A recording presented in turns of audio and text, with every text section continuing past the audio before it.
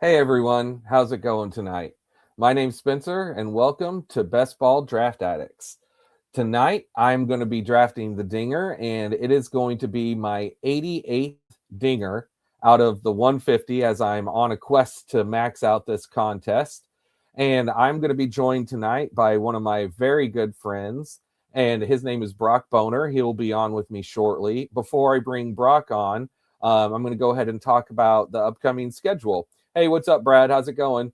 So, what we're going to be doing is drafting on Tuesday nights and on the weekend, either Friday or Saturday, or some weeks both Friday and Saturday. Now, next week, we're going to draft Tuesday night together. And then I've got a special draft on Thursday. Thursday, I'm going to be doing the Bubba and the Bloom auction draft. And then I believe we're going to be drafting again together on Friday, although next weekend is still a bit up in the air. But I believe it's going to be Friday next weekend.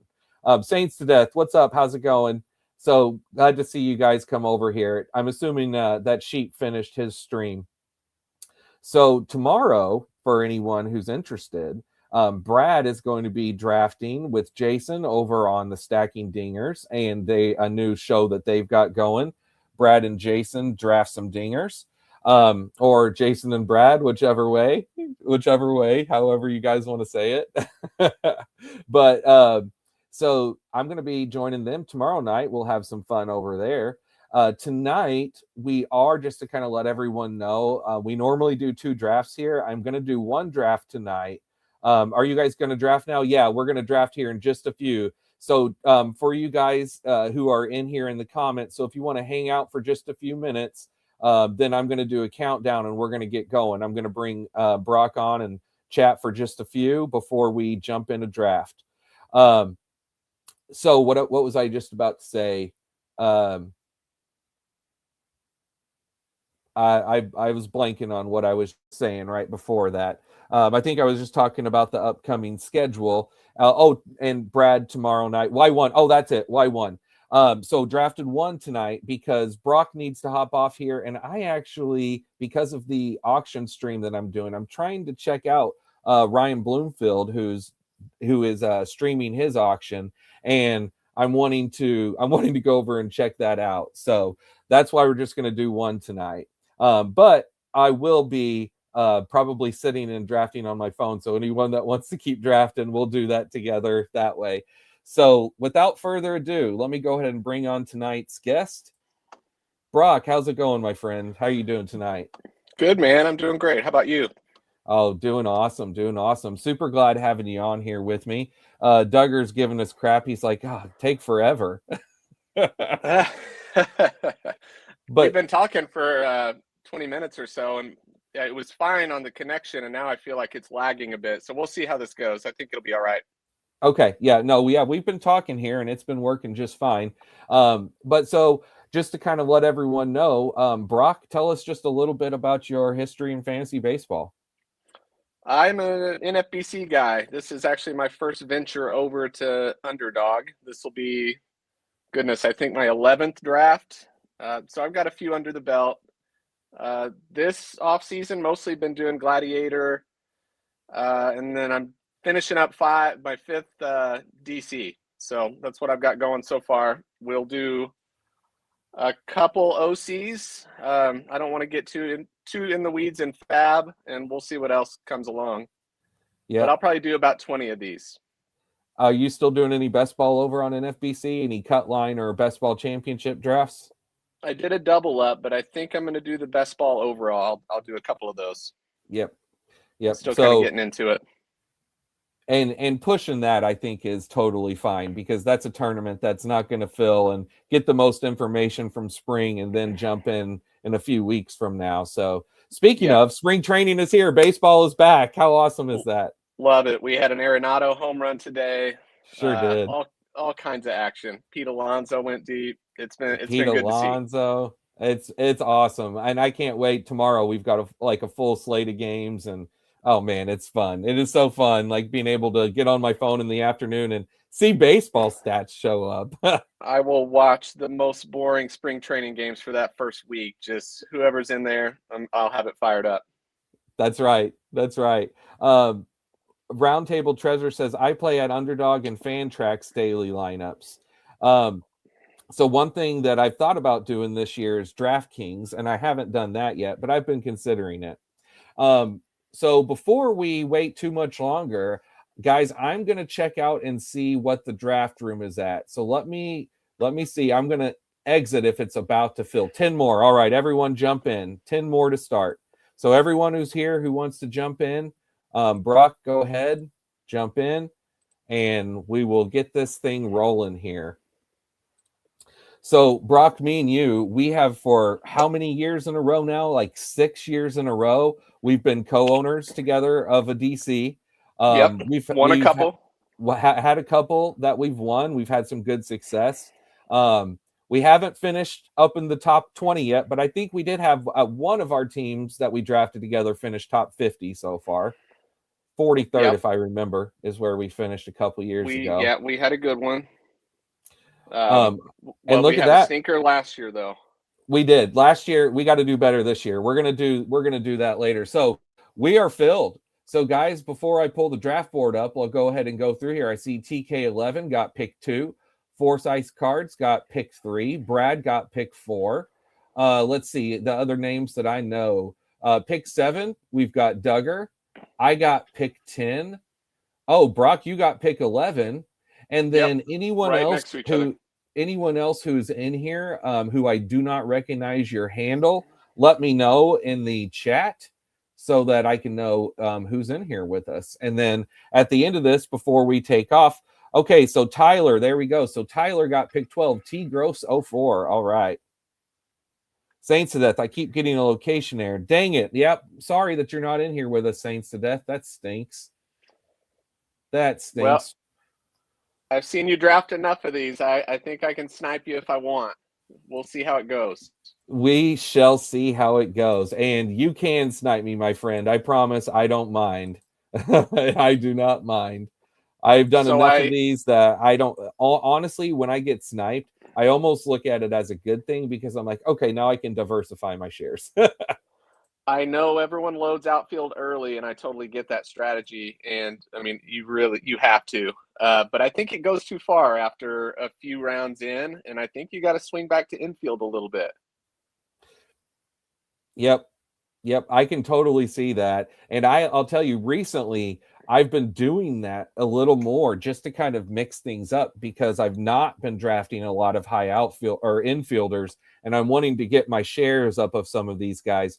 Brad says round table is Zimney. Okay, Zimney. Which pick number are you, my friend? You are pick number 1. Pick number 1, Zimney. All right. I mean, I think got it. I see. Thank you. I leave drafts feeling most comfortable when I have a 7, 6, 7 and 6 really good infielders. So if you get it 1 or 2 early, just as that base, I normally feel pretty good about it. That's just what I was about to ask you. What's your normal build? And it's 7, 6, 7. Yes. Now, you have said that you've been doing this is your 11th one, right? Right. So it's your pick, by the way. So I'll let you get you a J-Ram in there. So have you been pushing, so how do you take infield? If you're taking 6, do you go like say 3 maybe in the top 10 rounds and then push it, or is it draft dependent? Like, what's your general thoughts on that? So I actually don't love that turn there because I was wanting one of those guys. We're going to take some upside with Churio there. Reach on him a little bit. What was your question? I'm sorry. That's okay. I like that Churio pick. What my question was, so if you're going to finish with 6 infielders the majority of the time, how do you normally look at taking those 6? Do you normally take, say, I'm going to grab Ellie. Do you take 1? Like what I said is, do you take like 3 in the top 10 rounds and then try to push it? Do you make it draft dependent? Do you have a general thought on that? Do you spend up on most of your infields? Like, how do you do that? I feel like maybe 2 out of my last 4 rounds are finishing out my 5th and 6th infielder. I just think there's so many guys that I can pick from there, whether that's Burleson or Aranda. I mean, there's so many guys. You can load up on first baseman. Um, and then pitch. So I'm typically trying to get 6 or 7 outfielders done, and then finish up the draft with pitching infield. In terms of early picks, who knows? It's really draft dependent who falls. Mm-hmm. Yeah, early picks for sure. So this is why I asked you that question, is because I love the late infielders so much. And this is why I end up drafting in the final 4 rounds. The majority of my drafts I'm taking infield, sometimes pitcher, very rarely outfield. So I'm missing out as I'm now in draft 88. I have been trying to mix it up here over the last couple of weeks that we've been streaming and I've been talking about it, but I find it hard because I just love the infielders late so much, and there's just so many of them and so many that go undrafted in every draft that I think are just immensely valuable, that I just have a hard time making myself. But I've been trying. So I've been trying to get some later outfield. Like I've added Matt Wallner a couple of times Yep, recently. I do have some Wallner. I do want the guy that everyone loves to talk about, all of our guys love to draft, is Jordan Walker. And I have almost none of him, if not none, in the dinger. Let me check my dinger shares real quick. Not Christian Walker. Jordan Walker. So I have 4%, which I guess is all right. Got that 4% exposure blanket, but I don't know. Yeah, I think I need some more. I've taken Canzone, I've taken a Yastrzemski. These guys don't feel great, but if they're the 7th outfielder, you take a platoon bat here and there and hope you get a big week. Mm-hmm. That brings up a good question. How do you generally feel about drafting quote unquote platoon guys in this? Like, let me just give you an example. Kerry Carpenter. Yeah, not great, but outfield gets pretty thin. So I just try to have 5 really good outfielders that I like. It kind of gets gross taking some of those guys over other available options, but I think you have to. Yeah, and that brings me to, also, you just made me think of this. So my number one build is 7-7-6 as opposed to 7-6-7. So that's another thing. You said you like to make sure you have 5 good outfielders. It's also, I generally, because I'm stopping at 6, I'm usually done with my 6th outfield by pick 140 or 150. Mm-hmm. But again, I have been trying to do some more 7-6-7s. Like, I want to get some different types of builds in here. All right, so we're back to us now. Lindor, I massively regretted not taking a fall in round 4 2 drafts ago, but I think I'm going to keep pushing it with this one. I am, because I just really want Junior Caminero Yeah, with this I build was with Ellie. I was gonna take him if you did not. So I'm hoping I can double tap outfield here. I like this little range. Oh, another spring training first homer, Seiya Suzuki. Yep, yep. And you've always been a How? big Seiya guy. I know that. Yeah, I do have some Seiya. Like what he can do. I'm big on this next guy as well, and we had talked about him. I think he's going to have a big year, contract year. Taylor Ward. Yep. I hope that you're right. I've been drafting a ton of Taylor Ward. Saint Seda says, if you have to draft a platoon outfield, pick one with power because they can score more points and fewer at bats. A Agree. la Yeah, absolutely. Kerry Carpenter. Same with A la Canzone. right. Mike Yastrzemski absolutely slaughtered right-handed pitching last year, I'm and in that lineup, I kind of like his upside for some big weeks, just to get some big weeks mixed in. You don't have to rely on the guy. I just need him to help me out in a good lineup. A hopefully good lineup. I also have been counting on Atlanta to be a good lineup, but man, the last 2 years I've also thought they were going to be a good lineup and it Yeah, hasn't worked. So yeah. Brad says Brock likes too many of my guys. Oh. So where we're sitting right now, we're in the middle of round 4. So I was thinking, whenever I am drafting, as far as pitchers, I usually like to spend up. If I pulled up my exposures and showed you, Brock, I am not afraid to draft any of the big three of Skeens, Scooble, Crochet. Same. Um, Yeah. but if I don't take them, I usually push it till we get to around 6 or 7, and I kind of like by round 10. I normally like to have 2 or 3 pitchers. Yeah, what's your thoughts on pitchers as far as like your initial 10 rounds?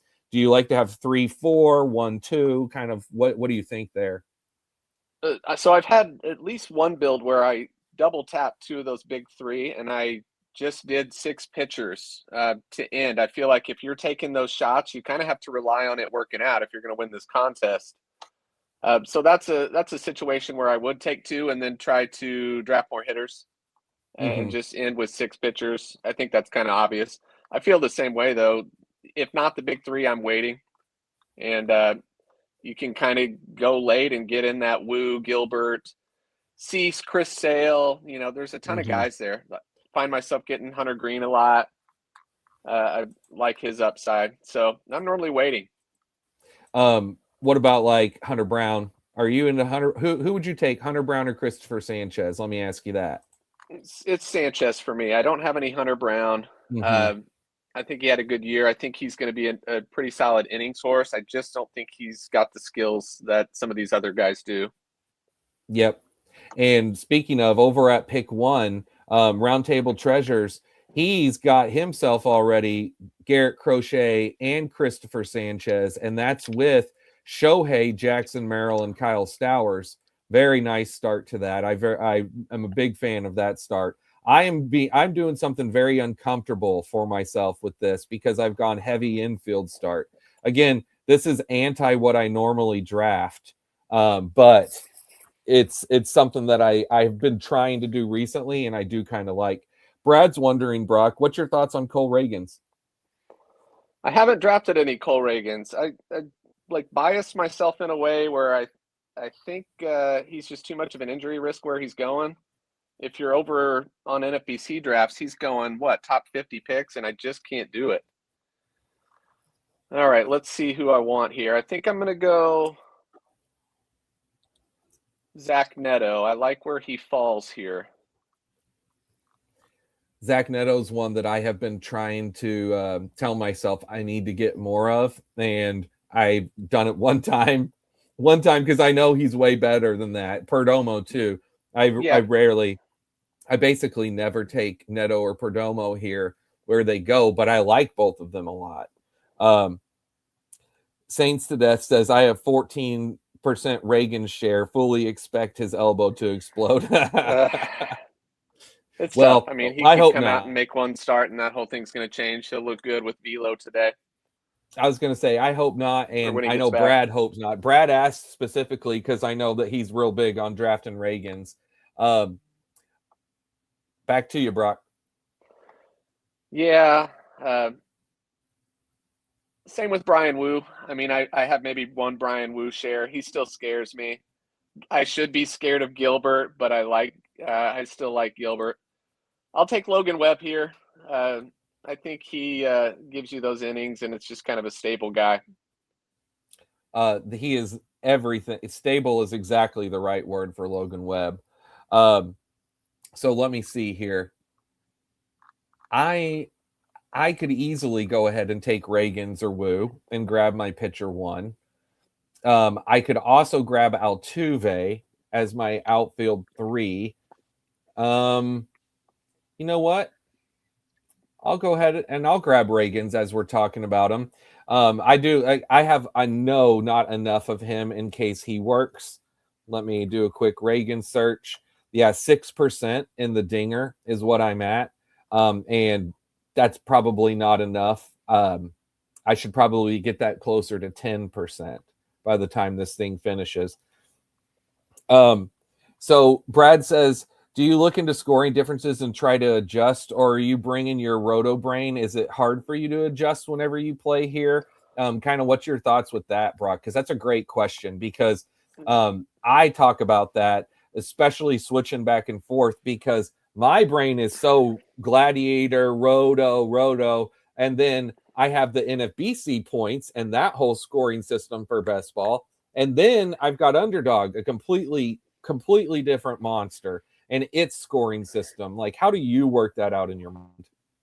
Yeah, it's a little bit tough, but really, I just kind of ran the bad X projections in the background, made a spreadsheet. I kind of know who I like and where, so that helped. I don't know. I've kind of biased myself in a way against some of these speed guys. You won't see me take the guys who go top 100 in roto because of their speed. Mm-hmm. I mean, I know I've taken Neto and Churio, but I think those guys bring a power component as well. So, Oh, well, they obviously, definitely do. it's nice not being able to or having to worry about average for a change. Right. That's a nice thing about this. You can draft Taylor Ward and not think twice. 100%. So that's a great point. I personally, I never ever draft speed only guys on here ever, and I specifically talk crap about them on the streams, like Chandler Simpson. Basically, people that have no power. Like, I don't want Xavier Edwards at all. Like, Yeah.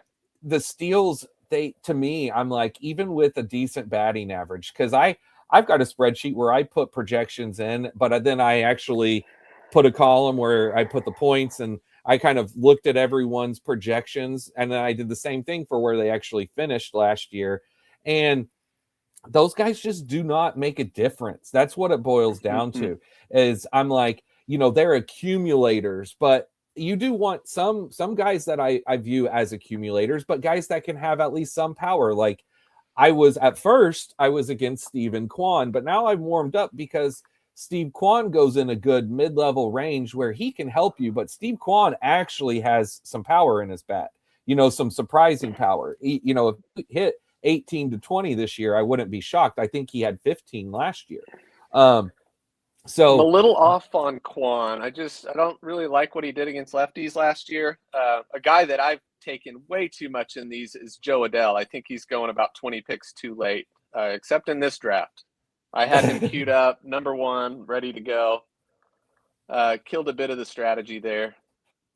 Well, pick number one, Zimney here. He's absolutely killing it. I love the Chris Adell pick. So I'm fully with you. I'm saying that about Quan, and that's because we've talked about it in the streams. I'm at 6% Steve Quan in the Dinger, and Okay. Joe Adell, I am at 13%.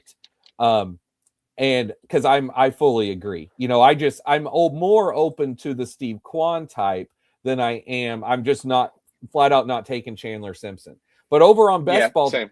over on NFBC, not even Roto, but their best ball scoring was designed to mirror Roto. So Chandler Simpson and Jose Caballero are still incredibly valuable over there, because they can score elite scoring weeks. But nonetheless, we're back to us. Okay, back to me. Got to get my head in the game.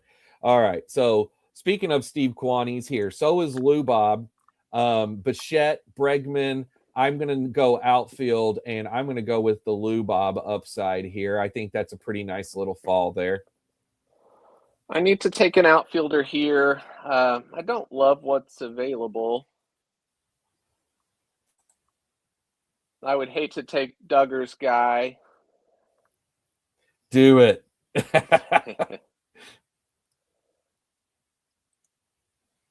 I'm going to take Bo Bichette to start, and we'll see what falls back.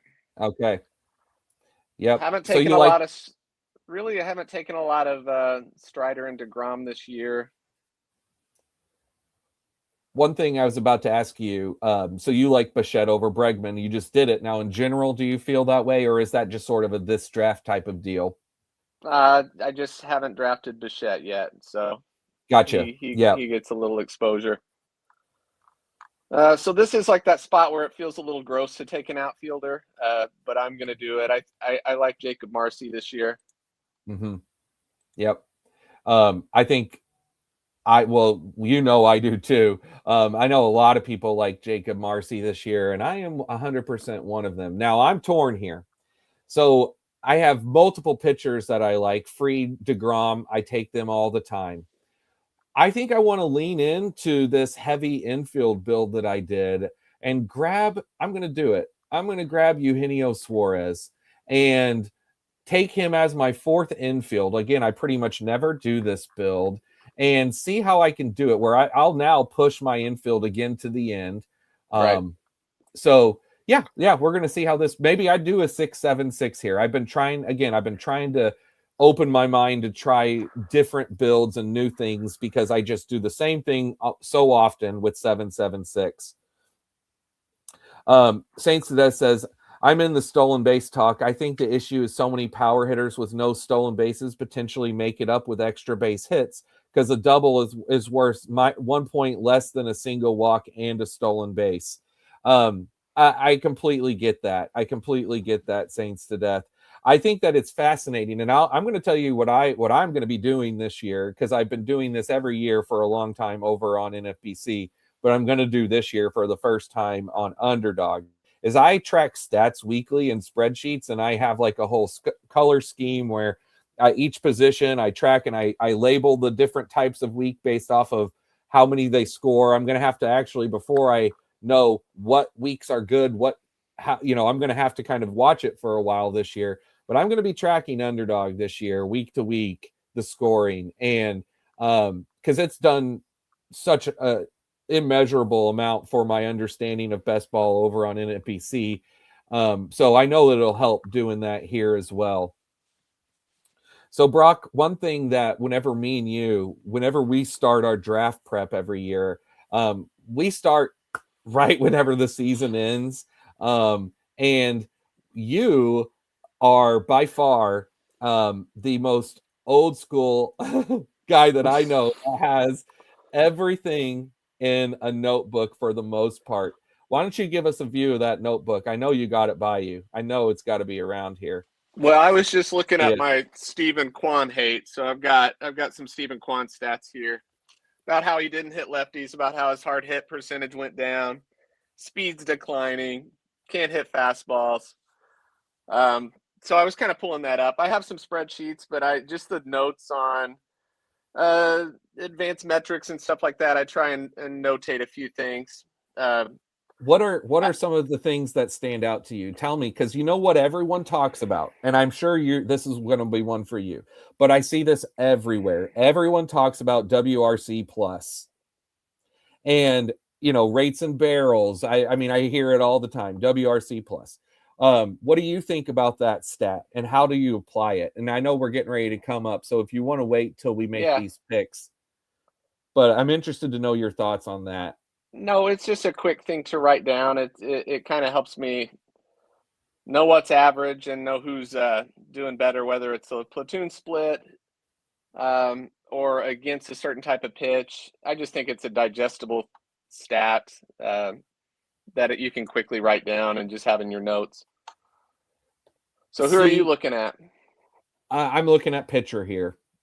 So I'm going to push outfield because since this is going to be a 7 outfield build, and I'm either going to go with Mackenzie Gore or my boy Nolan McLean, and I'm trying to decide. I really don't draft Pavetta often, but I'm going to go with Mackenzie Gore. Yeah, I'm a little off on Pavetta. I think he had a lucky year. I think that ERA is going to go back over 4. He was one of the luckiest pitchers in the league last year, just in terms of strand rate. So let's see. I think it's time to draft a little upside. I'm going to go Yuri here. I love Yuri, one of my highest drafted pitchers. Oh, is he? Okay. Mm-hmm. Yep, where I'm sitting on Yuri. By the way, I'm glad to hear you say that about Pavetta because I only have 4% Pavetta. So I'm barely drafting him. I have 24% Yuri Perez. So I am very in on him. That could easily backfire if he gets hurt. I'm going to take a risk here on some positive news and hope I can get this guy going at least the last, I don't know, 2/3 of the season and see if I can and grab an ace late there. Buddy, I love that, and I so hope that that works out. That was Zach Wheeler, by the way. That was Zach Wheeler. So here at outfield, to be honest, no one hugely stands out that I really want to grab. So I'm going to just go ahead and take a nice depth piece that I know I don't have a ton of either and grab Kevin Gossman. Let me see what my Gossman shares are. Gossman is 5%. I knew I didn't have much of him. What do you think about Gossman this year? I mean, I know he was great last year. Would you like, are you looking at him ever at all, or are you kind of off of him? Where he goes, it's kind of draft dependent.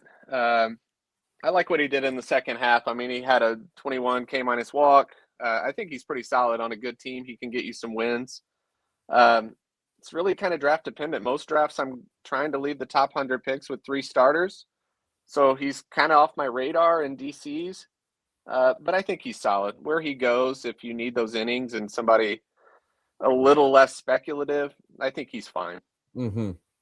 Yeah, and Saints to that says he thinks that runs created plus he thinks of it as a stackable stat because a hitter creating runs for a batter and vice versa is what stacking is all about. That's a good way to think about that. I like that, Saints to death. Can you explain a little bit more to me, Brock, and to everyone who's watching, like what WRC plus is really what it is explaining? Oh, well, yeah, just think of 100 as being a league average. So anything over that, anything over 100, I mean, just very briefly, is positive. So all I'm using it for is just platoon splits. Like, we know the good hitters are good. You don't need to look at WRC plus for good hitters. But I'm breaking down versus left-handed pitching, right-handed pitching, certain pitches, and just seeing who's outperforming there. So if you're taking stabs late in a DC and you know a guy's, crushing righties or lefties and he's the 4th outfielder on a team, he's going to get at bats if he's excelling there. So Well, and I'm just over kind of there, using it on the margins. I was going to say, because over there, that matters immensely because you're setting your lineup at the start of the week and then you're changing your hitters for the weekend. So you can really look at those platoon and those lefty righty splits and kind of use that as your advantage in order to get to play the best offensive lineup each week. Over here, where that part doesn't really matter, to me, again, this is where my best ball mind goes. This is why I try to take a lot of complicated stats and boil them down. And I know I've talked to you about that with my sheets. Again, what I've done over on Best Ball 10s and NFBC. But I'm for me, this is a really big learning year because this year is going to be the most that I'm diving in specifically to Underdog, and I'm looking forward to it. I really am. So outfield is rough right now, and I Yep, do only have 3. I'm going to I was grab just about to Jones say, Lee. yep, this is about where I want to have 5 outfielders already. So I don't feel like I'm going to go outfield here, and we'll see how this goes. Yeah, Duggar grabbed my boy Varsho. Thanks a lot for that, Duggar. Before I time out, I'm hoping Sandy can give just a high floor and quite a few innings this year. And dude looks ripped. I saw him in camp, so I think he's going to have a nice, healthy year. do you think that if he gets traded, that's a good thing? Or would you honestly, if he were to be traded, you feel about the same? What do you think? I mean, obviously, I know you may not know. It might be all dependent on where he goes. Yeah, I'm just kind of drafting him in that 150 area if I need some reliable innings. Oh man, I don't love this range. There's a lot of guys on the board. We'll go upside. We'll go Chandler. Yep. And I love that pick. Okay, so I'm not taking infield. You know what? I'm going to go down in ADP and I'm going to reach up and grab Marcelo Ozuna. not a ton of outfielders left that I love. Right. And I do think that Ozuna still has I mean, obviously he's risky, but I was out on him completely. It's funny, when he was a free agent, I was like, I want nothing to do with him. He was so bad last year. Now he's gone to the Pirates, and I've been talking about, like, I have this buzz around the Pirates with, what if they bring Connor Griffin up, and they've made these couple of moves, and their young pitching staff is emerging, and Bubba Chandler and Paul Skeens and Braxton Ashcraft, and God, I hope they don't sign Patrick Corbin. That'll crash things down. I've been hearing Yep. that rumor.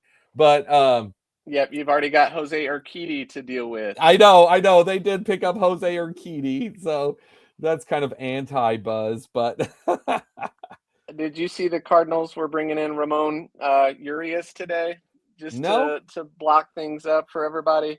but I was going to say, but that would be absolutely terrible, because they're going to end up wanting to play him way too often. And then I've been talking about wanting to grab Nolan Gorman. That's the first thing that I think of, is Nolan Gorman and JJ Weatherholt. Those are the two that bogs up immediately if they brought in Ramon Urias. Ugh. I just can't do Gorman in this. I understand he's a pretty nice late stab if he gets that PT.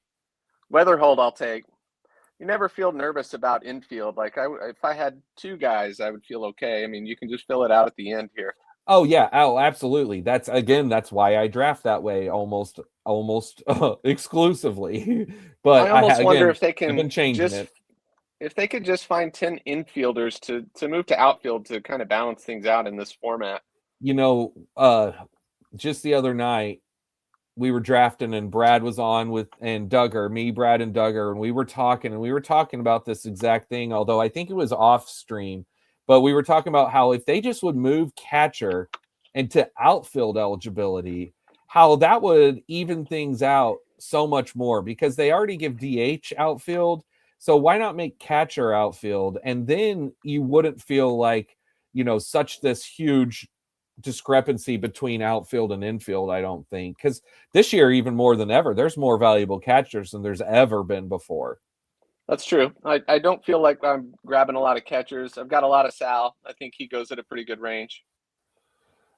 And Brad just jumped on and said, read something today that Marcelo Meyer may not make the team for Boston, has to earn his spot. Yeah, absolutely. That's the thing with the moves that Boston's made. Yep. Marcelo Meyer is not tough. The Durbin trade that's what killed him. Absolutely. Mm-hmm.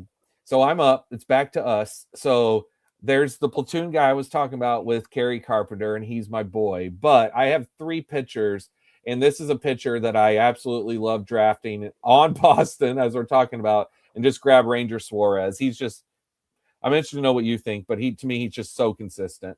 I just picked him today, actually. I'm really happy to get him. I don't know, it was around pick 200. I think there's a lot of win potential there, like his metrics from last year. Yep. So you went ahead and grabbed Kerry Bombs. Yeah, I need it. Platoon guy, but he's going to get some home runs in there. I don't like the next, 4 outfielders. So that's where we're at with him. Mm-hmm. I have too much Lodolo, but I'm going back to the well. Do it. Yep, do it. I'm fully on board. And then, so I've done both.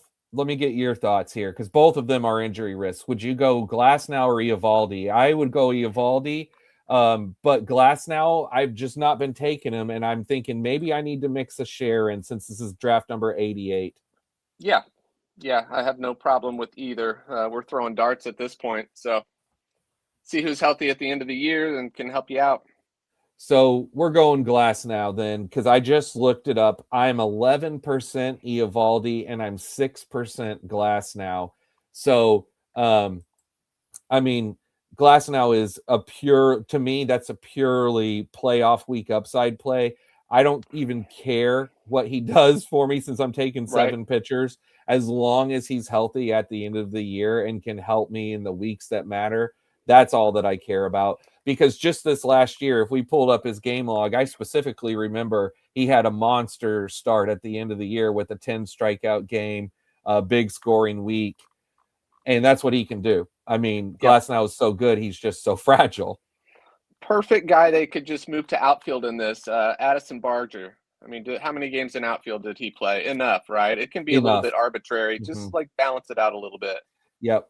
Yeah, 100%. They thought they were doing that with Rafael Devers by giving him That's outfield the one that got me eligibility. when I started this. I could not believe my eyes. I get it with the DH thing though.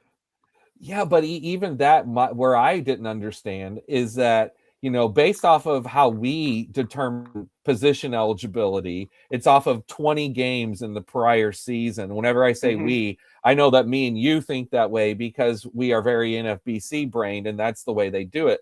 If you have 20 games in the previous season. But anyway, over here, yeah, he has first base eligibility. So then why isn't he an infielder? Because he has first base, but whatever. Yeah. I know that's what they were thinking, is that he probably played more games at DH, so they gave him the outfield for that. Yep. And Brad also said, yeah, why isn't Jock Peterson? Jock Peterson is an infielder on here. Oh, Why that's is just Jock? crazy. Yeah, that doesn't make any sense. I don't think Jock Peterson played any infield last year. He's played first in the past, but I feel like it's been a while. I'm looking it up right now. What are his appearances? All right. Infield 20. He had he had 4 games at first base last year. 4 at first base. He had 1 at outfield and 83 at DH. So as the DH, like, heavily. So what I wonder is, are there just people over with Underdog? I don't know the answer to this. Some of you guys in the chat may actually know. Is it just like a person that decides this, or do they have like an algorithm, or is it just a computer program that does it? I have no idea. I bet it's a person and they just overlook things sometimes. That's my guess. Yeah, I mean it's kind of bizarre. At some point just move a few guys over. I don't know how many Noel V had in the outfield last year, but he could be a candidate. He would probably go 80 picks higher if he were just an outfielder. Brad says, from what he understands, the stat provider, he's asked, and then Saints says it's people. So yeah, I don't know, but as I'm looking here at the available players on the board, I want to ask you this: did you successfully avoid? I haven't asked you this before tonight. Did you avoid the Pablo Lopez bomb? Did you have any of him in your DCs or Gladiators so far, or were you avoiding Pablo? I got lucky with Pablo. I had one draft where I picked him out of 30. Didn't have any Westberg, didn't have any Schwellenbach, so I've avoided a lot of these injuries. Nice. It's been kind of fortunate. I did have some Corbin Carroll, but I'm hoping he's back. How about you? Did you have Pablo? Oh, buddy, I was like, whew. I was talking with Duggar the other night, and we were looking right after the Pablo injury. I'm working here, by the way. I'm working on who I want. I think I've decided. Yeah, I think I know who I want. I think I'm going to go Shoto Omanaga. But I only had 4% of Pablo in the dinger, and I had almost none of him in the the way too early, the 150. I think I was at 6% in that. So really, I was happy about that. And Brock, once you get this next pick of yours in, pull up your notebook on Aaron Nola and drop some Aaron Nola knowledge on Brad, because he's wondering what you think of him. I love Nola this year. I was defending him the other night. I know. That's why I want you to pull up your sheet and talk about Nola. But before you do, it's your pick. Okay. Probably need infielder here. I kind of shy away from a lot of these catchers. Man, I just think they're one foul tip away from being out for a while. So let's see. And I say that, but I do like Ivan Herrera. I think he's going to get a ton of time at DH in the middle of that order. And I really like his chances to have a good year. Yes, sir. Okay, back to the question of Aaron Nola. Okay. Top 50 called strikes plus whiffs, 17.1 K minus walk last year. Here's what he did against right-handed hitting. 2.6 xFIP, 22.7K minus walk. When he had runners in scoring position, he had a 412 BABIP. That is insanely unlucky. That's going to come down. His ERA is going to look better because of it. His WHIP's going to look better.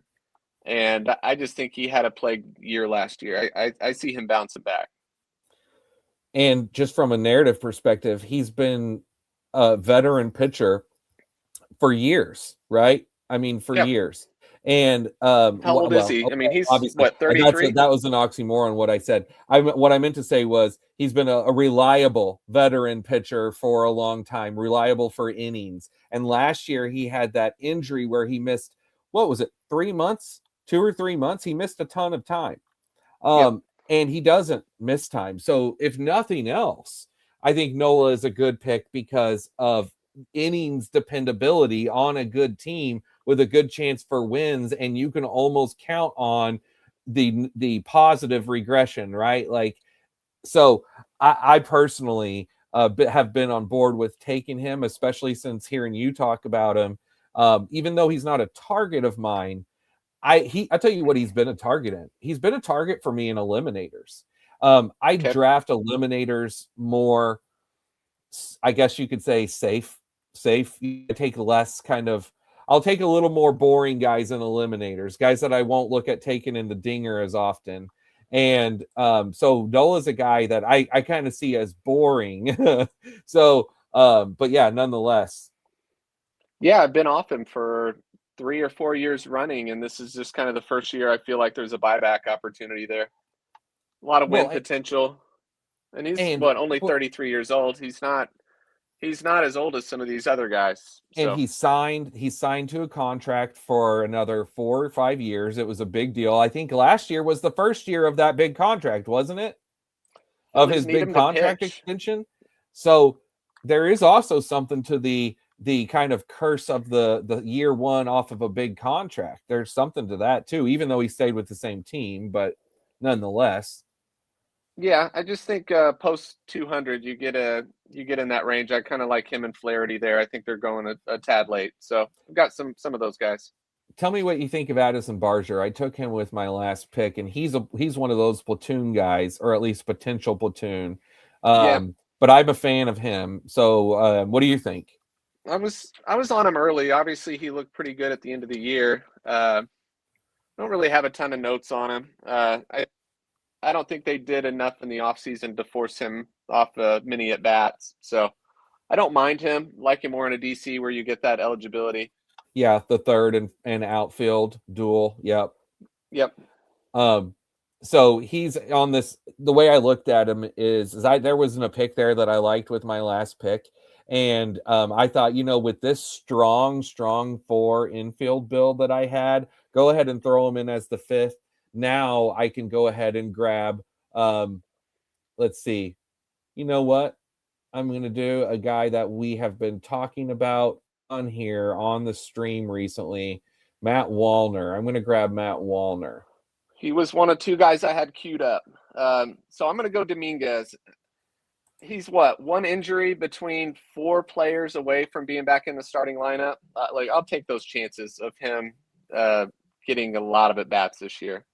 Yeah, the sheep seats draft that was right before this, Matthew was talking about that exact thing, and it's something I need to keep myself open to because I've been openly fading Dominguez this whole entire offseason. And that was before the Bellinger signing and the Goldschmidt signing, So now that he's like looking to start in the minors, he's cratered down here to the bottom of these. So this is where I do need to start mixing him in, because if I go look at my dinger exposures, Dominguez, 0. So I have full faded Jason Dominguez, and last year he was one of my high priority targets. I was actively looking to grab Dominguez in like round 10 or 11.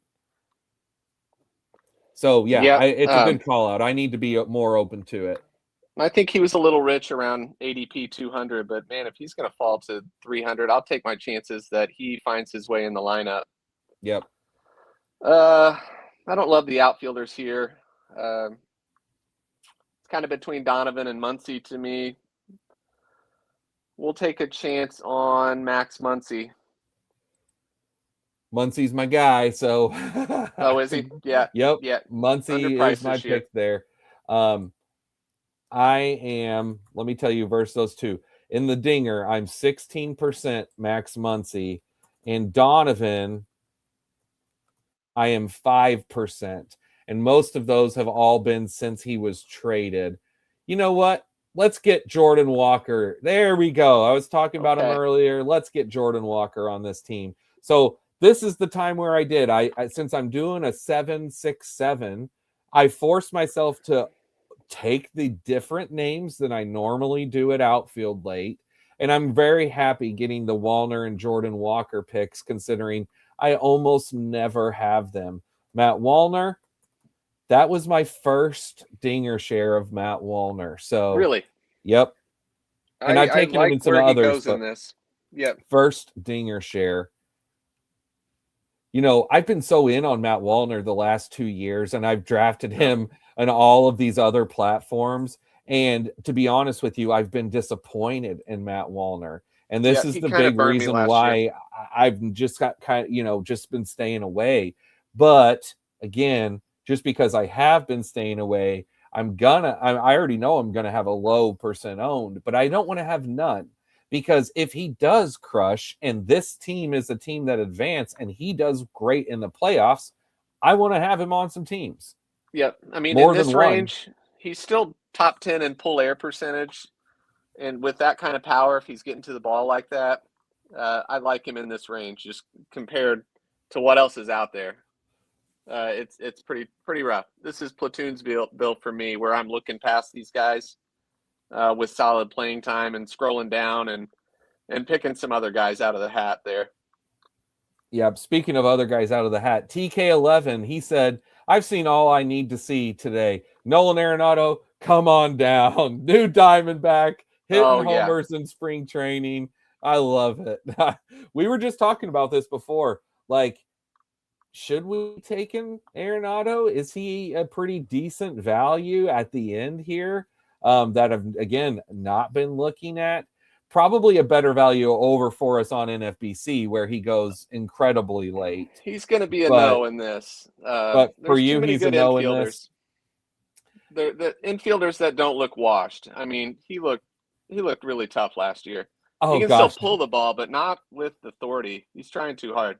He's looked washed for the last few years. We've seen him on the Cardinals look that way.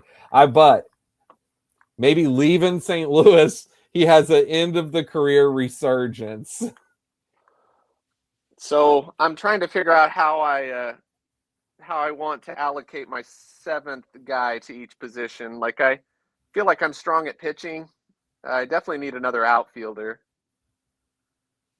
But I'm just trying to determine whether I could get away with 6 pitchers here. Depends on how you feel about Wheeler coming back healthy, I think. So that's it.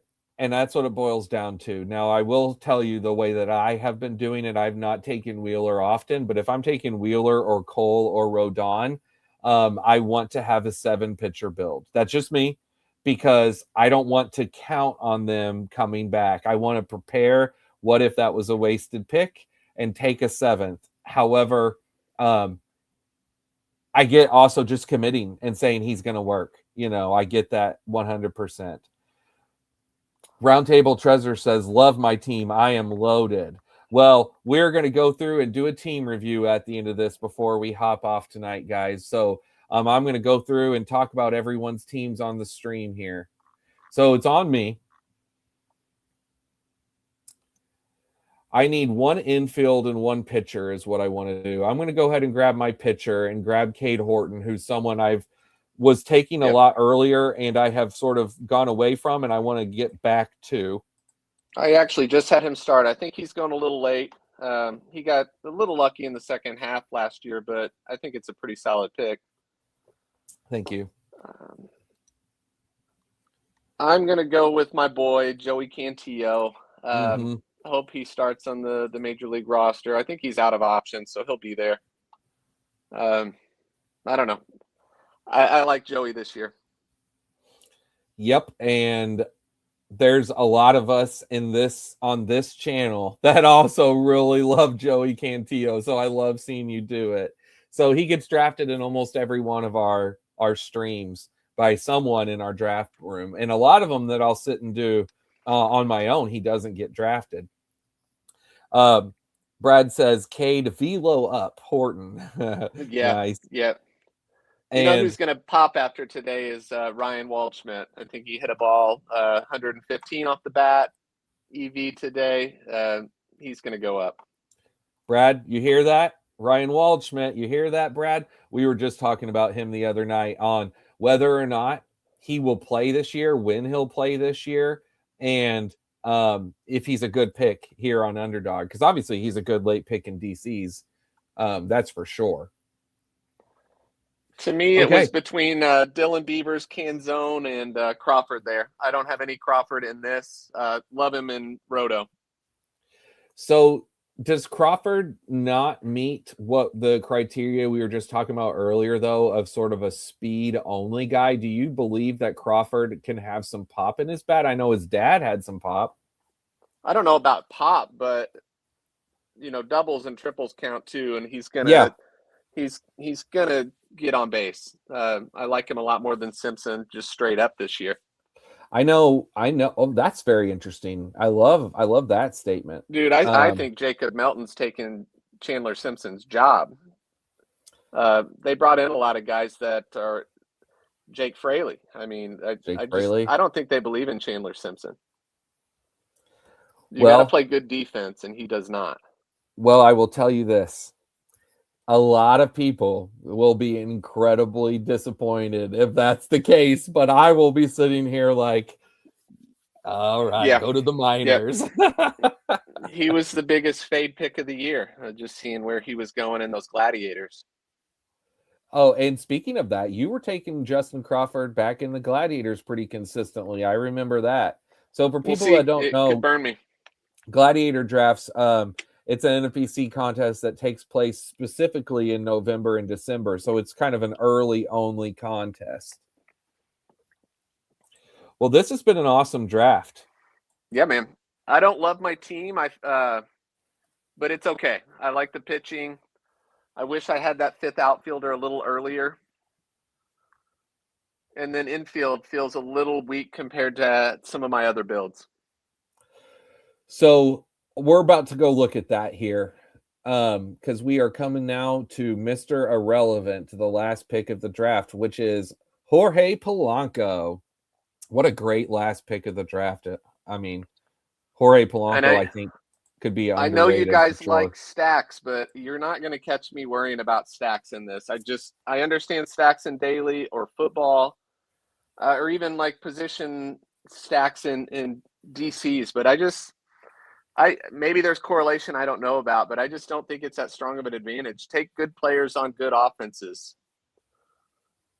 Well, yeah. There's only two stats with like a direct correlation for stacking, and that's runs and RBIs. Everything else is like lineup churning, and you can get that with any roster, with any like top 10 offense. So I don't understand like this heavy stacking that I see in this. But, you know, you get a hot week at the end of the year and a stack could win you the league. I get it. And I think that's kind of the main point, right? Plus it's fun. You know, it's fun to do. It's fun to pair teammates together. And because so many people do it, the ADP board tends to kind of lean that way, you know. Teoscar, Freddie Freeman, Mookie Betts all lean on the left side of the draft board where Shohei Ohtani is. So that you know what I mean? So, like, with that said, though, I agree with you, Brock. And how I draft, so I started drafting dingers before I started the channel. And I told Duggar this, and I had a plan because I was coming into this year after winning the money that I did in football, saying I am going to max out the dinger contest this year for the first time. And my plan was draft the first 50 teams, not worrying about stacks, not worrying about exposures, literally just trying to draft the best 50 teams that I can and build my lineups with that way. And then the second 50, I wanted to focus more on stacks. And now I just did number 88 out of 100. So once I get to 100, I will still stack occasionally. But again, I'm going to revert back to draft the best possible players and the best teams that I can and not worry about stacks. If a stack falls, it falls. The biggest problem with stacking is reaching on guys. And Yeah, that's what absolutely. too many people do. And then you have cut off your legs because now you are taking less points just to have a teammate pair and taking a worse player than if you just took the better player who was on a different team. But yeah, absolutely. And Duggar jumped in to say, Brock, stacking is fun Is because it? it's I mean, fun. I will land on a 3-team or a 3-player stack occasionally on accident, and it looks real nice. And I get it. I think you can kind of, when you're shopping for infielders at the end, you should maybe look at it. I think there's probably a little correlation there in the end game. But man, I feel like people are reaching and getting too cute with it, to be honest. My favorite stacks are stacks at the end. Mixing Jordan Beck, Willie Castro, Mickey Moniak, especially like if I already had a Tovar or a Goodman earlier. Or you can literally wait all the way at the end in the final 3 rounds and take any 3 of Ivan Herrera, Jordan Walker, Alec Burleson, Nolan Gorman, JJ Weatherholt, whatever you want to do. You know what I mean? Right. With the Cardinals. I kind of see, Brock, a little bit of a validity to like stacking 2 or 3, maybe 3 or 4 if you're doing a 7-pitcher build of pitchers because of whenever, if you like, so for instance, let's say I take Hunter Green, right? And then I grab Nick Lodolo, Andrew Abbott, and Brady Singer, and I'm drafting 7 pitchers. Well, in the playoffs, what if Cincinnati is hot and pushing for a wild card in the playoffs? And it's the way that as you advance round to round, so each advancing, it's a 2-week period, right, in the playoffs. But it's going to lock scoring after week 1, lock scoring after week 2, and then put those together. And then that's your first round in your first pod. So if you think of it from a pitching wise, as far as how it could line up for 2 starts, you know what I mean? If you have all pitchers from different teams, most likely you're only going to get 1 start from those guys just based off of it. It doesn't fall. People only get 2 starts. They have to start on Monday to get 2 starts because almost never nowadays does somebody start on Tuesday and then pitch on Sunday. They pretty much have to pitch on Monday to pitch on Sunday.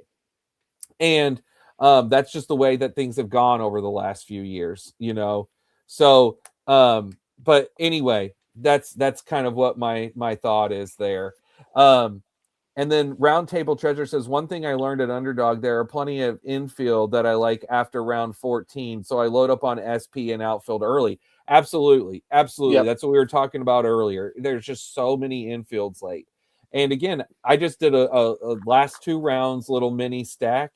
And that was with Matt Wallner and Royce Lewis. And that's a pairing. You know, it's a pairing. It's not really a stack. But regardless. So I've talked a lot here, and I do want to get to reviewing some teams before we get too far into it and guys jump off. So we're going to start with pick 1.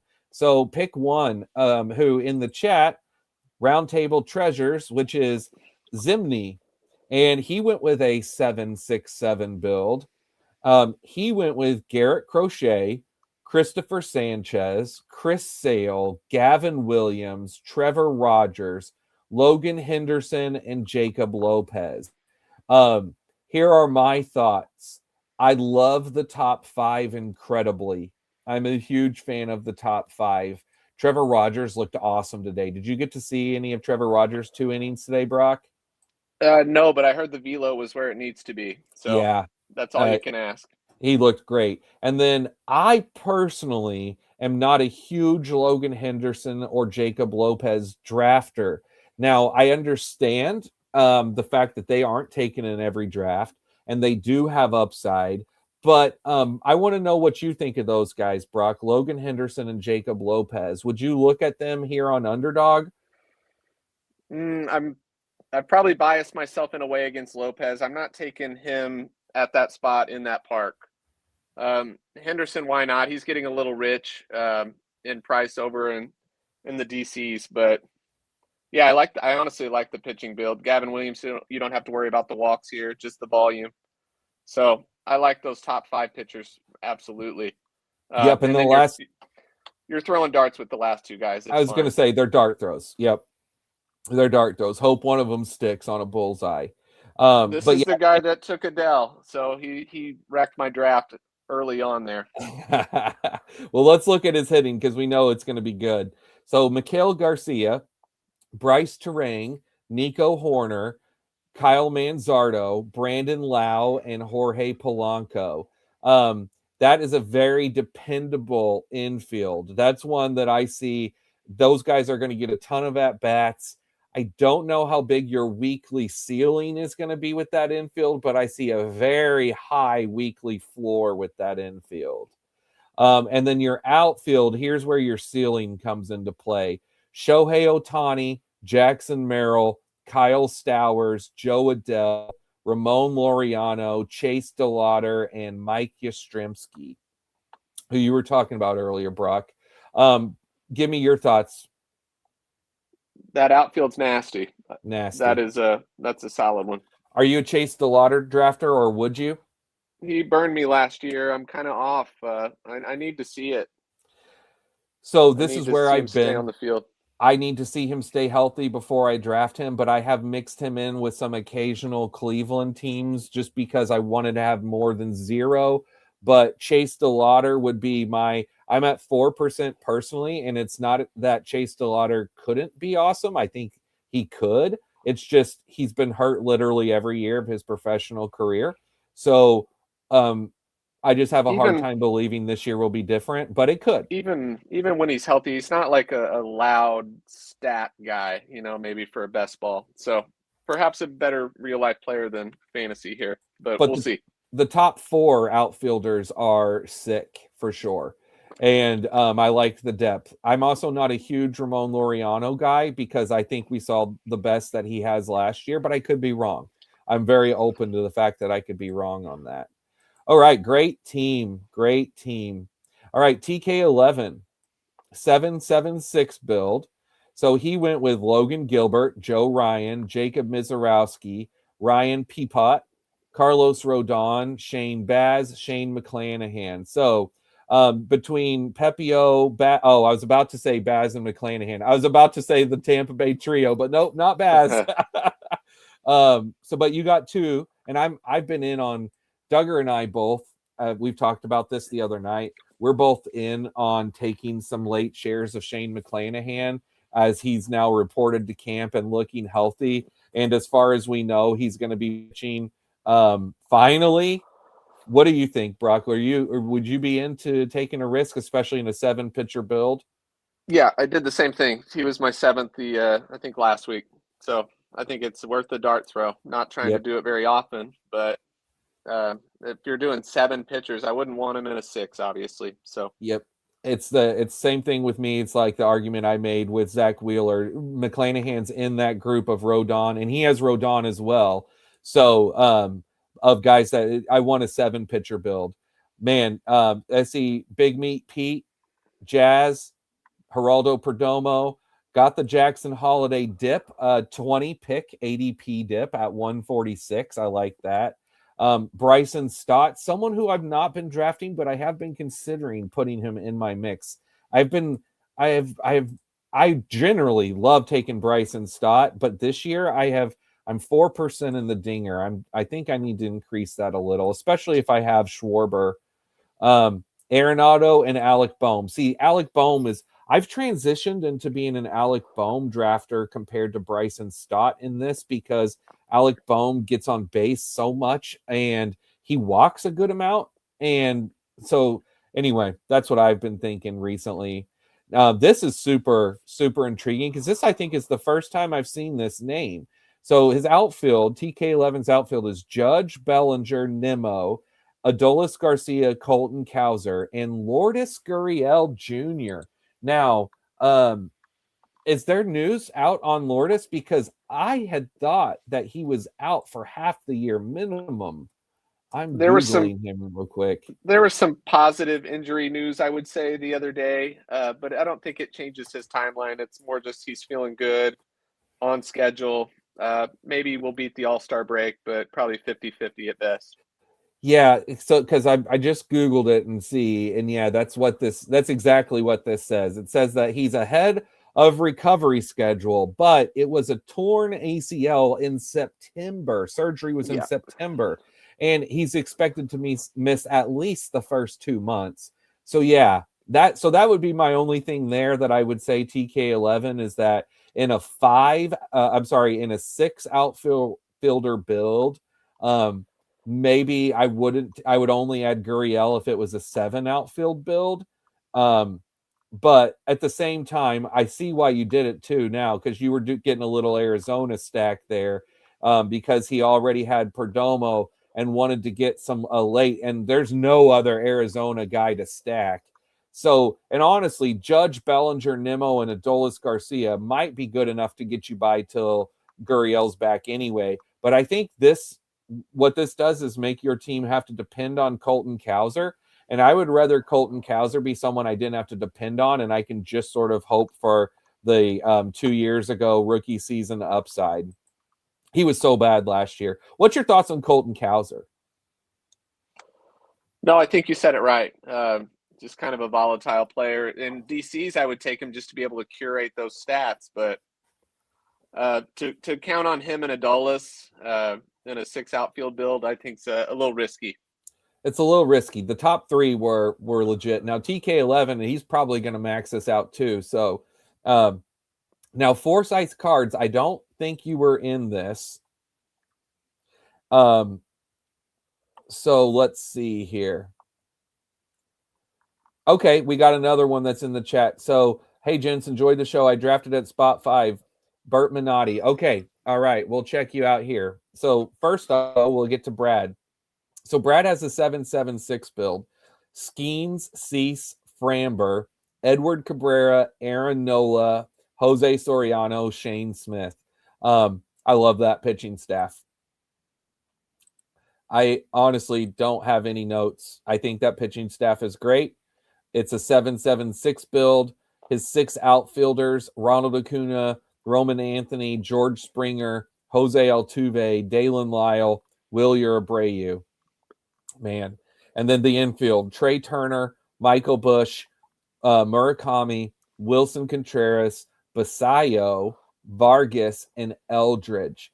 So the obvious thing that stands out with this team is incredible outfield, incredible pitching, incredibly risky infield.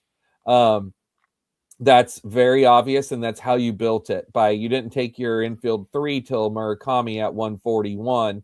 Now, I love Murakami, Wilson Contreras, and Busch, but then I think that all of these picks at the end, I'm into all of them. I don't know that I'm into all 3 of them together, Brad. Basayo, Vargas, and Bryce Eldridge, specifically Basayo and Eldridge. I don't know that I would want both of them on the same team. Now, that's just from a risk-adverse angle. If you're looking strictly from an upside angle, I get it, because both of those guys' power is maximum, and if they both crush and are the AL and NL Rookie of the Years, what if they hit 30-plus bombs? Now, Bryce Eldridge probably won't hit 30 because he's with San Francisco, but he has that type of power. Yeah, I think this team's pretty nasty. If it is, though. 2 out of the 3 of Murakami, Basalo, Eldridge hit, I think you've got a pretty nice team there. Yep, and Brad is a very good high volume drafter. He was on. He's been on with me before. But he was on just the other night with us.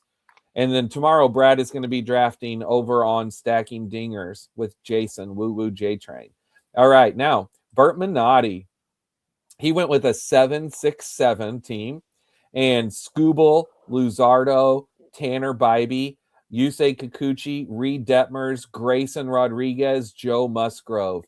I love this because he literally did exactly what I said and got a pitching stack, but did it late where it didn't cost him much draft capital to do. And at the top, Scooble, Luzardo, and Bybee. Well, Scooble affords you so much room to play around with your staff because Scooble is just so darn good. Um, and there's going to be a lot of Scooble teams that advance. So in the playoff weeks, out of the advancing Scooble teams, I can tell you if Grayson and Reed Detmers crush at the end of the year, there won't be very many teams that I'm sure have them stacked together with Scooble that are advancing teams. So I can see that as being a really good differentiator whenever it comes to the playoff weeks. And I'm into Musgrove. So just real quick before I look at his hitters, what do you think about this pitching staff, Brock? I'm in on Luzardo. I'm a little worried about Bybee's fastball, and who knows with the Angels pitchers. I am definitely in on Detmers this year. I just don't. I think pitching's kind of independent variables. I know you kind of went into why it could work, but I don't think you need to stack pitchers personally. Yeah, again, and it depends to me too how many drafts you're doing. Yeah. So Brock, you're going to finish this between 10 to 20, which is a good number, but it's not a high volume number. If you are doing, to me, if you are doing, but I consider, let's say between 30 to 50, or definitely 50 plus.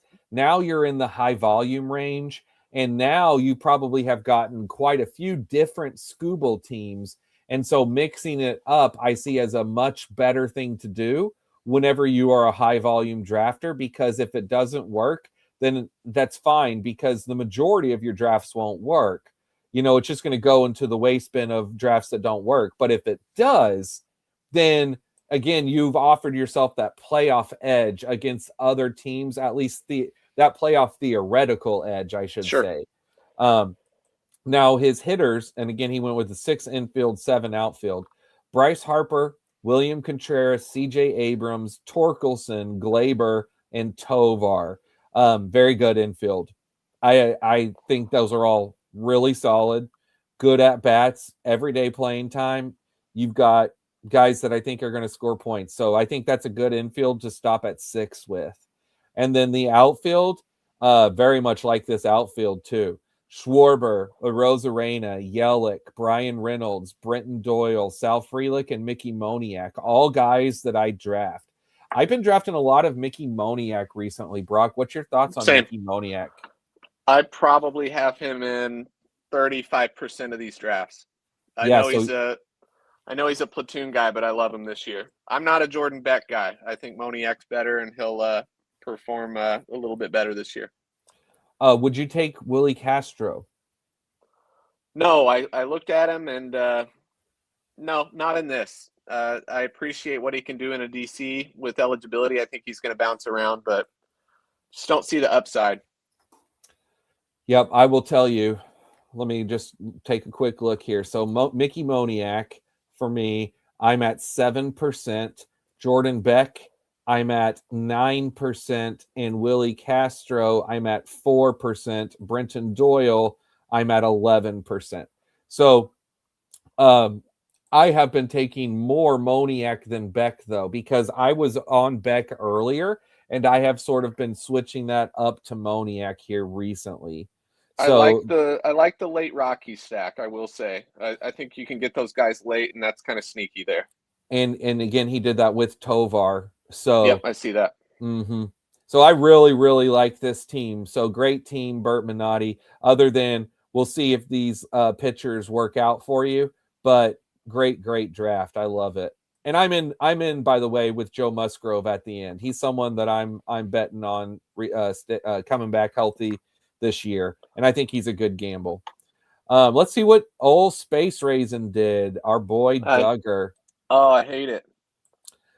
Hunter Green, Sonny Gray, Chase Burns, Garrett Cole, Brady Singer, Andrew Abbott, Robbie Snelling. He did the Cincinnati thing. Oh. He did.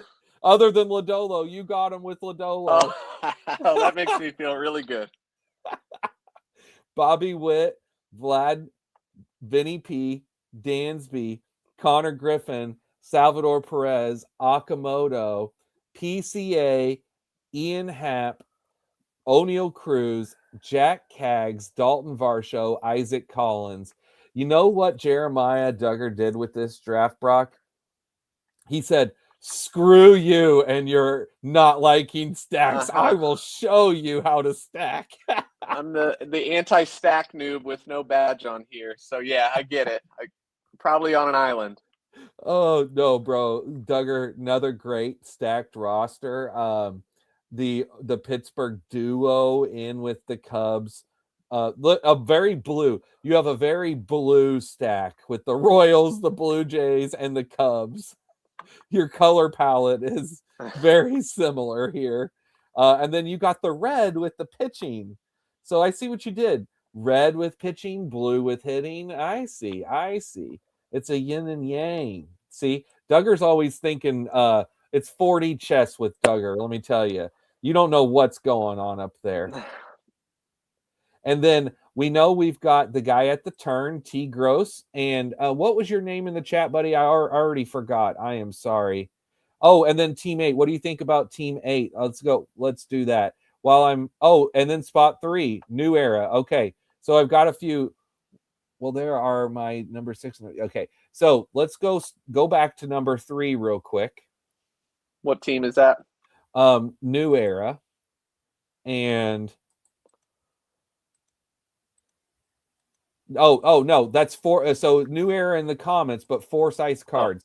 So I'm glad to see you in here, buddy, because I kept always wondering, looking to see 4 size cards in the comments, but it's let me kind of memorize your name here. B Doran 523. Okay, you are 4 size cards because I know we've been in lots of drafts together on stream and not. Bert, by the way, did say, Bert Manani says he's going to be maxing the dinger. So yeah, he is. So he's going to have a ton of Scooble teams. So doing that Angels thing makes a lot more sense whenever you're a max drafter. Yeah, those are high upside guys. I get it. Yep, 4 size cards. He went with a 7-6-7, and that's DeGrom, Kirby, Michael King, Luis Castillo, Zach Gallen, Bubik, and Dollander. Now, I immediately will jump out and say, obviously, I'm not going to like the Dollander pick because it's a Rockies pitcher, period, and there's really no more analysis to go into. However, I know for a fact, too, that you, Forsyth cards, are a high-volume drafter. Now, are you going to be maxing this? Are you going to try to max it out? Because if so, I get mixing in the occasional Dollander. But, man, what a fall from prospect grace. Because he was good on the road last year. I give him a little bit of props. I almost want to take him late into DC sometimes just to try and curate those road starts. Do you have any numbers you can tell on me? Like, give me a little selling pitch on Dollander. Just 52 innings away. And in those innings, 3.46 ERA, 1.17 whip. Pretty serviceable where he's going into DC. That's especially for a DC play. Yeah, like you said, where you can just pick and choose what weeks you're going to start him. But I mean, I don't think you're running him out against the Dodgers either. And it's just, you're really having to pick those starts and hope you can get like 50 good innings from him. But as your 7th pitcher on best ball, I can see where he can have some good away weeks and just go ahead and factor for you. So, you got to there's some good guys left. So yeah, I see it in a DC, not so much here. But again, as a high volume drafter, mixing in guys, I can see that. Now I'm at least sold for the potential of him. The rest of your pitchers, I'm in on every single one of them. DeGrom is one of my highest drafted guys. I think Kirby is such a great pick at pick 99. So dependable. I'm in on King, Luis Castillo. I love that Zach Gallen went back to Arizona, by the way, just for where he's going and how late he's been, because he's going back out there to prove himself at a place that he knows and hopefully get a contract next year. And then Bubik, I'm a big Bubik fan. It's just a matter of will he be healthy? Okay, this infield. I absolutely adore this infield. Holy crap. Nick Kurtz, Austin Riley, Yandy Diaz, Shea Langoliers, Colson Montgomery, and Luke Keeschel. Uh, yeah, this infield can crush. And you've got Yandy and Keeschel, who are your steady floor plays who aren't really there for the homers, but Kurtz, Riley, Langoliers, and Colson Montgomery. Dude, tell me your Colson Montgomery notes real quick, because we know how incredible he was for his short time frame from a power perspective. Do you think it's real? No, I don't. I mean, it's just me. I see a 30% K rate in what he did in AAA, and I just don't buy it. I need to see it again. I appreciate the barrel rate in a small sample size. Obviously, the 21 home runs in the second half is ridiculous. I just see the contact skills, and I need to see it proven to me again. This is a guy that could be back in AAA pretty quick. So would you say then for you would for sure draft Murakami versus Montgomery if you're looking at the two of them there? In this, though, I mean, this is just the type of upside play you need to take. So I totally understand. In a batting average league, over in Roto, I'm avoiding at all costs, but I totally get it here. Yep. Well, so Colson Montgomery is someone that I have mixed in, but what I was just asking, so if you're up, Brock, and you were looking at Murakami or Colson Montgomery, are you going Murakami 10 out of 10 times in here on Underdog? I don't Or like either. Like, I think Murakami's gross. Even in the, I just really think he's going to struggle to adapt. Could be dead wrong. So I'll take Montgomery if you're forcing a decision there. have you seen his oopsie projections? Yeah, I've seen They're some of that. really good. They're really good. I have him in our home league. I'm going to be trying to sell him. Terry I'll might I'll want him. I'll Duggar might buy. want him. I'll buy. Okay, Yeah, you'll find a buyer for sure. let's talk. So, Yep. all right, we'll talk. Okay, back to his outfield. So Juan Soto, Wyatt Langford, Byron Buxton, Michael Harris, Mike Trout. First off, I'm going to stop right there. That top five, personally, I love this top five because Yep, I'm that's nasty. big Buxton and Trout drafter. And I'm not huge on Michael Harris, but I like Michael Harris and Soto and Wyatt Langford. There's nothing to say.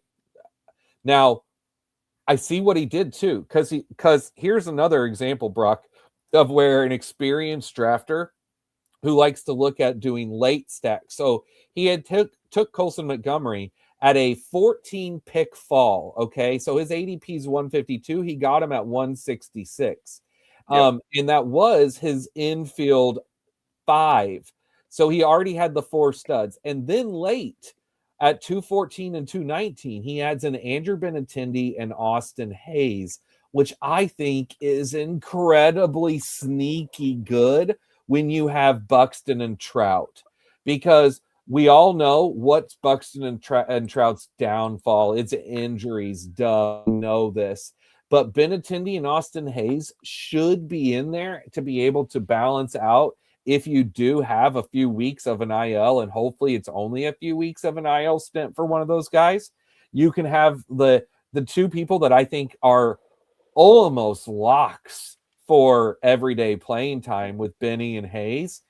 This is without me looking at their depth chart just off of my mind. I'm sure these guys are going to be out there almost every day for the White Sox. Yep. And Targeting these guys. Same with Brooks Baldwin. I think he's going to get a ton of playing time in Chicago. So Austin I Hayes like hit their a homer lineup. today. That's a homer. That's a Yep. first day spring training homer guy. Yeah, I would have been happy if the Cardinals got Austin Hayes. I think he's a good player. I agree. So Forsyth's Cards, very, very good team. All right. Now, who is the other one? That was spot 3. Team 8. Team 8. All right. Team 8 is 1, 2, 3, 4, 5, 6, 7, 8. It's after Duggar. All right. B Rhonda Beat Rond 523. All right. All right. What's your name in the chat, buddy? Let me go back over here and see. Yeah, that's right. So it's the same. Beateron523. Tell me what your handle there stands for so that I'll know what to call you. So I'm not calling you Beateron because I'm sure that's not how it's pronounced. Okay, back to your team. Okay, you got a 7-7-6 build. So we've got Yamamoto, Max Fried, Strider, Schlittler, Eovaldi, Imai, and Rasmussen. Okay, I will tell you my first initial thoughts from looking at this staff. I love the staff, except for Strider. And every single one of these, I talk crap about Strider. And I've been wondering how much this is going to burn me. Now, this was an ADP fall. You see, his ADP is 88, and he got him at 104. So there is definitely something to be said for that. But Brock, Spencer Strider, let me have it. In, out, yes, I've no, been maybe out. so. I've been out, but just wait. He's going to flash some velo in spring training, and everybody's going to come running. There's just not any skills that really popped for me last year.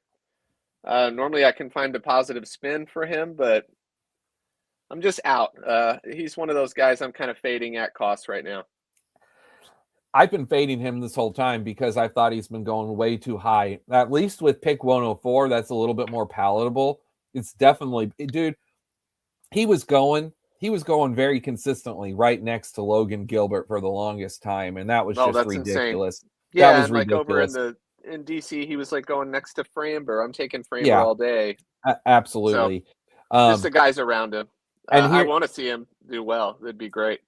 and so I've been saying if he comes into spring and his velo shoots up and he's back at 98, then yeah, I will get back into drafting him. And even if it means his price goes up a little, if I see it and I believe that he's back. But the reason why I've been off him this whole time is because he looked so bad last year and his velo was down. And the other day, so you said maybe people, well, the first time that I saw anything online was just a few days ago. I don't know if you saw this. Did you see whenever he was pitching to Acuna in live BP the other day? Nope. So it is what it is, right? I know this doesn't necessarily mean something, but it's a narrative that I thought this is telling. So, because I saw this on Twitter, and that is that for the first time in the whole last couple of weeks of them having pitchers versus batters, Strider pitching was the first time they turned the radar gun off of the screen for people to not see. And Brad Not a told me that coincidence, huh? Brad told me that he read on Twitter that someone who was there said he was being gunned at 90.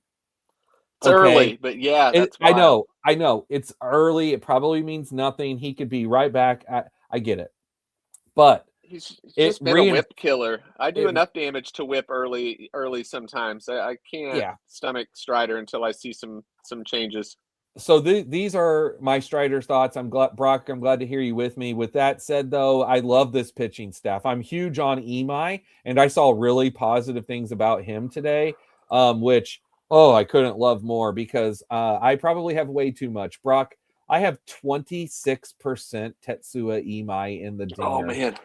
It's a lot. So I am very in on Tetsuya Imai and Drew Rasmussen, who's someone I like to take more on the eliminator, but I do have 3% of him in the dinger. I got a little spattering of him.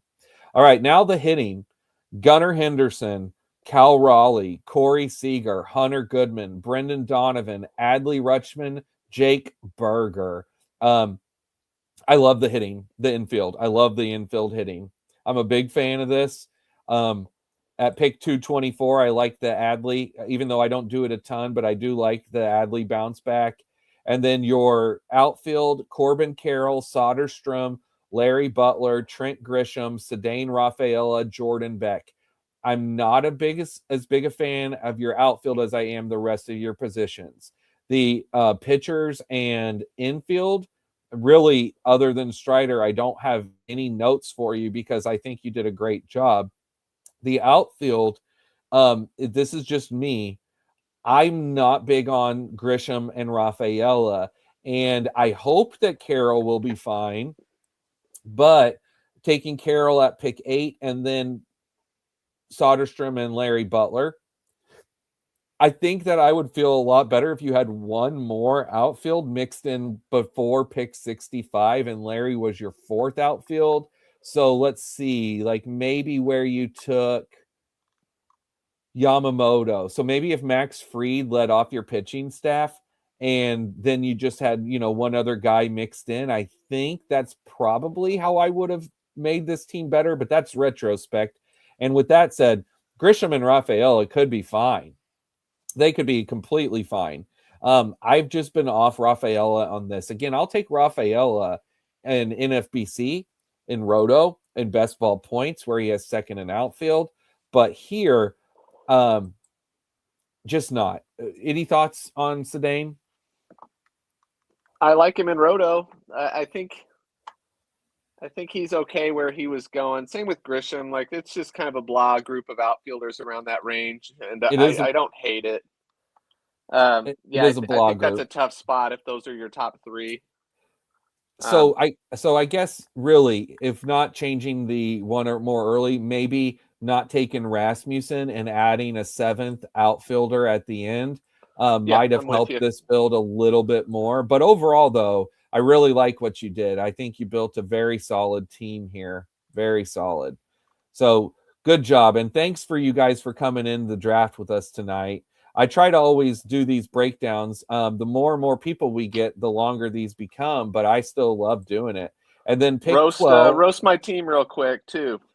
I will. I'll go through your team here, but we got one more of someone who is here with us. It's pick 12. So at pick 12, and if there was anyone else that I missed, please jump in the chat and tell me. At pick 12, this was T Gross 04. So he went with Hunter Brown, my boy Nolan McLean, Savage, Robbie Ray, Jack Flaherty, Jack Leiter, Emmett Sheehan. I personally love this pitching staff. This is the type of staff that I would be very happy putting together, where you took one in the top 100 picks, grabbed McLean, and then you still pushed it and grabbed a very good 7-pitcher build. I like the Leiter and Sheehan picks at the end a lot. So basically, I like how you've got the stud ace at the top. Then you've got the 2 young guy upside plays. You've got the 2 veteran innings plays. And then you're back to 2 young guy upside plays. So I think overall, that's a very good pitching staff. It's kind of wild that Savage goes 50 picks before Sheehan. I just think Sheehan's going way too late. Sheehan is probably the biggest one of, if not the biggest values here on Underdog compared to NFBC. Wouldn't you say? I have way too much. Yes, absolutely. Mm-hmm. I will tell you, I should be taking advantage of this more. Let me see where I'm at. Yeah, 3% Sheehan in the dinger. In my overall main slate, still 3%. So it's a good call. I should be taking advantage of this dip more than what I'm doing. I thought I was higher. Sometimes you think you're higher on someone until you look it up and you're like, oh wow, I'm not as high as what I thought. So infield, Tel Marte, Willie Adames, Alex Bregman, Matt Chapman, Jacob Wilson, Alec Burleson, JJ Weatherholt.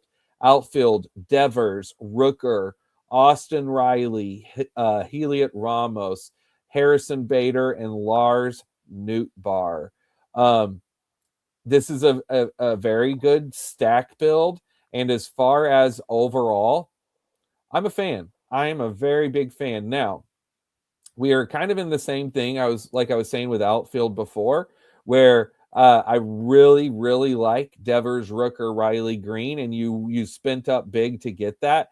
You still then grabbed Elliot Ramos at 85, and I think that's a perfectly fine pick. But then waiting till Bader and Nootbaar.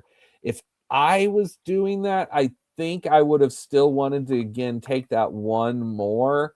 And then what do you sacrifice to do that? Maybe you sacrifice JJ Weatherholt, which I don't know would have been the end of the world. I'm not in on taking Lars Nootbaar. I'm just anti-Lars Nootbaar as a Cardinals fan, whereas I'm very positive Harrison Bader, Burleson, Weatherholt. Bader, I definitely like a lot more on Roto than this, but I do know what you did there with the San Fran build where you had Adames, Chapman, Devers, Ramos, and Bader. You could have added a Rise and instead of Burleson, and then taken that seventh outfield instead of Weatherholt and just not had a Cardinal stack, and that's probably what would have been the more beneficial thing. So that's about the only thing I could tell you there as far as advice. Otherwise, really like the players that you had. Anything you want to take away from that team, Brock? No, I think I mostly agreed with everything you said there. Kind of out on Newt Bar. He burned me last year. Looks hurt to begin the year. So there's I would have taken 7 outfielders and he wouldn't have been one of them. So that's all. I like this team. That first turn with Devers and Rooker kind of hurt my feelings. I was hoping one of those guys came back. That's the thing. Like I said, I really like this team a lot. I just don't love the end of the outfield. But overall, very good team, T. Gross.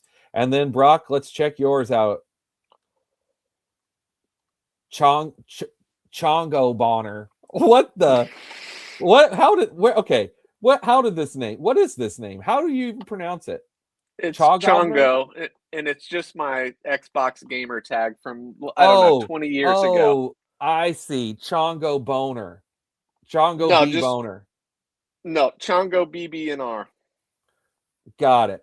Okay. Chongo. We'll just call your team Chongo. Okay. Just go Chongo. Yep. All right. So Chongo went with 767. So we've got Logan Webb, Yuri Perez, Zach Wheeler, Alcantara, Bubba Chandler, Nick Lodolo, Joey Cantillo.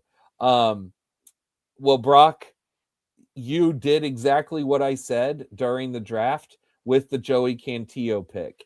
I would have had a criticism of your pitching staff with taking Wheeler as your third pitcher if you would have finished with Bubba and Lodolo as the 5-6, but adding Cantillo in and getting that, what we are all hoping is the breakout year that Cantillo hopefully will have. I think that's the chef's kiss on this pitching staff. So I love your staff, bro. Do you have anything you want to say about it? Nope. Love the staff. I would criticize my hitters way more. I think the staff's fine. Well, we'll go there. So you have 6 infield, 7 outfield.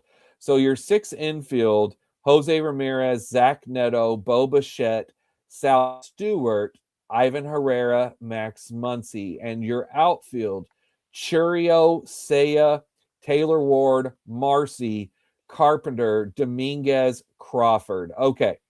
So I have nothing to say about your top picks because every one of your top picks, your first 5 outfield, Churio, Seiya, Ward, Marcy, and Carpenter, with getting Carpenter 2 at 155.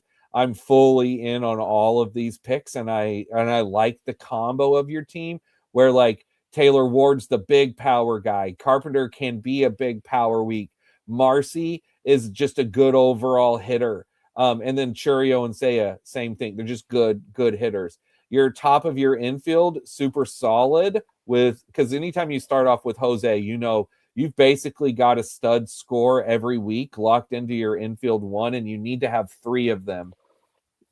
Neto First round's and a little Bichette, tough. It is. Neto and Bichette, I'm into, even though, like I told you, I don't draft either of them a ton. Let me give you a dinger exposure for me. So for Neto, I want to draft more of Neto. I am way too low on Neto. I have taken him one time. That's 0.7%. And who was the other one I just said, Brock? Bichette. Bichette. Yeah, I like where Neto goes in this. That was my first time picking Bichette at cost, and in retrospect, I don't love it. I don't love that pick there. It's the same thing. It's not that I'm against Bichette. It's the cost of where he goes versus other people. And personally, I just don't take him a lot, 5%. But I like Bichette, fine. Sal Stewart, that one makes me nervous as your 4th. With the fact that you went with 6, so easily, my number one thing is I would not have taken Crawford and Dominguez. I would have taken Crawford or Dominguez and added a 7th infielder, and I would have done that hands down. Okay. To me, that's where your team is lacking potentially, right? This is all potentially. It's because I like Sal Stewart and Ivan Herrera and Max Muncy, but Sal Stewart is not guaranteed anything. I'm We're high on him, but I think those guys are largely interchangeable with even some of the guys left on the board. I mean, Aranda, Bogarts, Andrew Vaughn, like there's still some good infielders, and to me they're just kind of shots there, and I don't love the infield. This is where then you probably should have just stayed away from Justin Crawford, because what's he going to really do for your team whenever you're going to have three outfielders that are not him factor almost every time? Then it's Yeah, like your I think hope that's is that fair. he just factors that utility, which an infield could have done anyway. So, but that's your last pick. So that's my only thoughts for your team, Brock. I think pitching's great, infield is good, your outfield top is really good. Just overall build wise, that's it. I would have just made it a 7-7-6 instead of a 7-6-7, and Yeah, then I think that's fair. finally, let's see what sort of crap I put together. I don't know. I also did a 7-6-7, which again I've been actively trying to do more. My pitchers: Cole Reagans, Mackenzie Gore, Gossman, Ranger Suarez, Glasnow, Shoto Imanaga, Cade Horton. Yeah, that's pretty decent. I like my Yep. pitching No staff all notes. right. That's good. Um, I've got, I don't take Glasnow often, like I said, but he's my fifth pitcher, so I'm not counting on him. And again, like I said during the draft, I'm counting on, well, the only thing I am counting on is the hope that he will be healthy to end the year. I like finishing the staff with Shoto Imanaga and Cade Horton. I think those are two sneaky pitchers at the end there. So Yep. yeah, I like my staff. And again, I don't take Reagan's often. Reagan's Gore at the top. Reagan's Gore Gossman at the top is a little risky name wise compared to my other staffs, but overall, I think it could end up being fine. My infield, well, this may be one of my favorite infield teams because again, I really never spend up on infield. And since I did with this team and I got the round 4 Lindor fall and then grabbing Gino Suarez, I mean, Barger and Royce Lewis are two of my favorite picks at the end.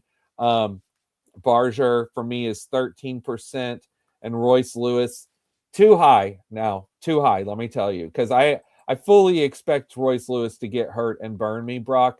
But he's literally my last round pick. Every time I've drafted him, it's been in the final round, and Yeah. I have him at 25%. 1 out of 4 teams, I add Royce Lewis. I know it's too much. I get it. I need it. I have been bringing it down. I've been doing it less over the last couple of weeks. Let me show you something really cool here, It feels Brock. good to click his name at the end. I get it. That's a nice upside pick. I don't know if you can see this, what I'm about to show you on the screen, but I'm going to pull up my Byron Buxton page on exposures. Can you see this? I don't know if you can. Can you look and see? Can you see these dots here? Yep. So look at these. These are the Underdog main slate. So this is like basically my dinger teams. And look at how often and early I was taking him. And this is look January 12th to January 20th to January 28th. And then as we get into February, especially here from the 4th to the 12th, I only took him twice from February 4th to 12th. And then since then, the last few days, I've been ramping it back up. I've grabbed him a handful of times the last few days because I knew I was already bringing my percent down.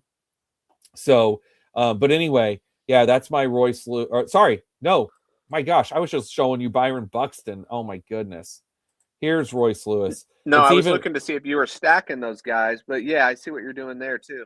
here's it's even a better example. Buxton was a good example, but here you can see. Look at all of these early Royce Lewis, and then big time fade since February. Now I realized I have really faded him since February. My gosh, February. You were driving the Royce Lewis market there I for a while. sure was all the month of January. But yeah, so nonetheless, and these are little eliminators. So this dinger tonight is my first dinger since